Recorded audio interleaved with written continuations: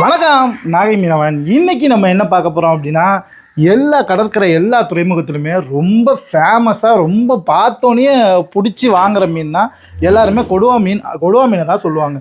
இந்த கொடுவா மீனை இங்கிலீஷில் பாராமுண்டி ஃபிஷ் அப்படின்னு சொல்லுவாங்க. இந்த பாராமுண்டி ஃபிஷ்ஷை மீனாக சாப்பிட்றதுக்கு ரொம்ப ரொம்ப டேஸ்டான மீனுங்க.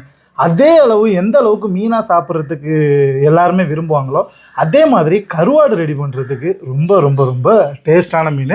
அதுவும் இந்த மீன்பிடி தடை காலத்தில் எப்போயாவது ஒரு தடவை தான் இந்த தூண்டில் கொடுவா அல்லது வலை கொடுவா வரும். இன்றைக்கி நம்ம வாங்கினது தூண்டில் கொடுவாங்க.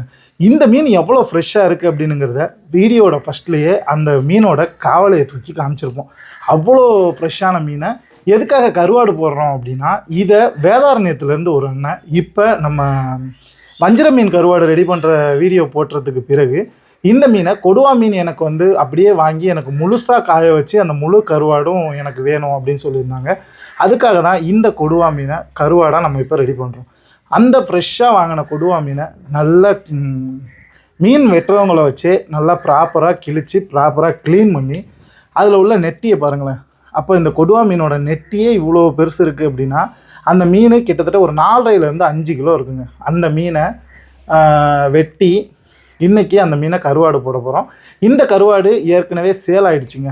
ஏன்னா இதை முழுசாகவே இத்தனை கிலோ வேணும்னு சொல்லிட்டு வேதாரண்யத்துலேருந்து ஒரு அண்ணன் எங்கள்கிட்ட ஆர்டர் கொடுத்துட்டாங்க. அதை ஆர்டர் கொடுத்த கருவாடை ரெடி பண்ணுறோம்.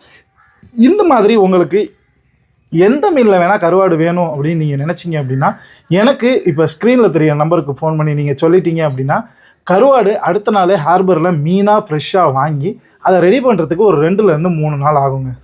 அது வரையும் நீங்கள் வெயிட் பண்ணிங்க அப்படின்னா ஃப்ரெஷ்ஷாக சூப்பராக ரெடி பண்ண கருவாடை உங்கள் வீட்டில் இருக்குங்க. கண்டிப்பாக அதுக்கு உங்களோட சப்போர்ட்டை நீங்கள் கொடுங்க. கண்டிப்பாக இருக்க எல்லா கருவாடும். இந்த வஞ்சிர மீன் நம்ம எடுத்து பண்ணியிருந்த ஒரு 30 கிலோ வஞ்சிர மீன் கிட்டத்தட்ட 25 கிலோ சேல் ஆகிடுச்சிங்க. அதனால் நம்ம அடுத்த செட் ஆஃப் வஞ்சிரம் ரெடி பண்ணிகிட்டு இருக்கோம்.